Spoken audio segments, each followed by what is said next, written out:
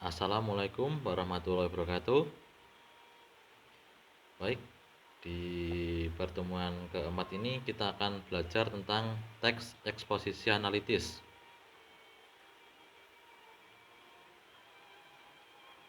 Bisa dibaca di PowerPoint-nya. Jadi, teks eksposisi analitis adalah salah satu jenis teks yang termasuk teks argumen, di mana teks tersebut memuat pemikiran pengarang atau penulis secara merinci atau secara mendetail tentang suatu fenomena yang terjadi di sekitarnya.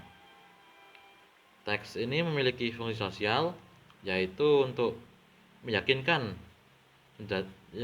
pembaca bahwa topik yang disajikan merupakan topik yang penting untuk didiskusikan atau diperhatikan melalui argumentasi atau pendapat yang mendukung gagasan atau topik tersebut.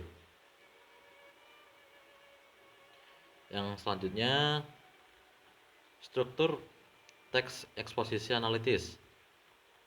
Yang pertama tentu saja judul, yaitu menceritakan tentang topik tulisan. Yang selanjutnya introduction atau pendahuluan. Jadi introduction adalah suatu titik awal atau titik mulai tulisan. Di introduction biasanya menyatakan topik dan menetapkan sudut pandang. Biasa disebut pernyataan tesis.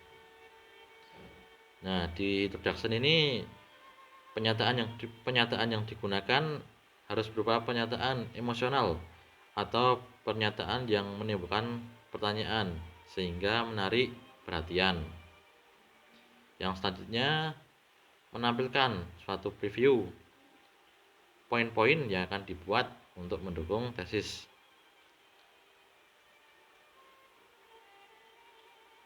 Selanjutnya argumen. Jadi topik yang dibahas oleh penulis merupakan topik yang sangat penting atau perlu diperhatikan. Jadi pada bagian ini penulis menyajikan argumentasi atau pendapat yang mendukung gagasan penulis, biasanya dalam bentuk teks. Di teks eksposisi analitis biasanya memiliki lebih dari 2 argumen. Jadi semakin banyak argumen yang muncul, semakin dapat dipercaya tulisan atau semakin percaya diri pembaca. Yang selanjutnya reiteration. Biasanya section ini berada di akhir paragraf. Reiteration berisi penulisan ulang atau penggantian ide yang terdapat pada paragraf pertama. Reiteration biasa disebut kesimpulan atau conclusion.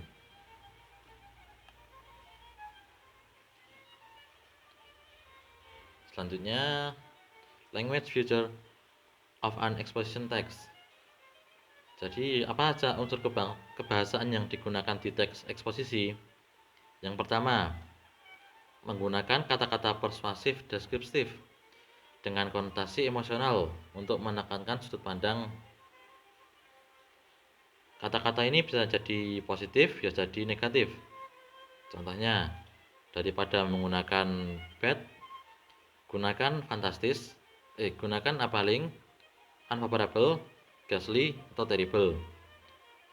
Lalu daripada menggunakan good, lebih baik menggunakan fantastis, incredible, momentous, atau remarkable.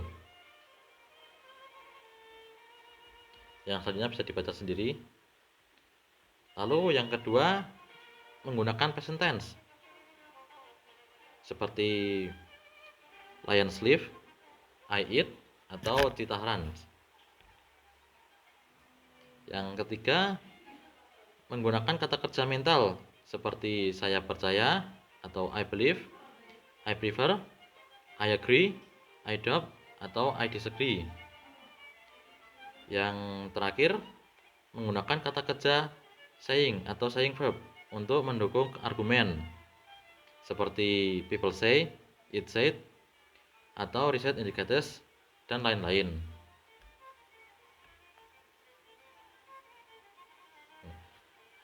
Baik, untuk hari ini materinya seperti itu.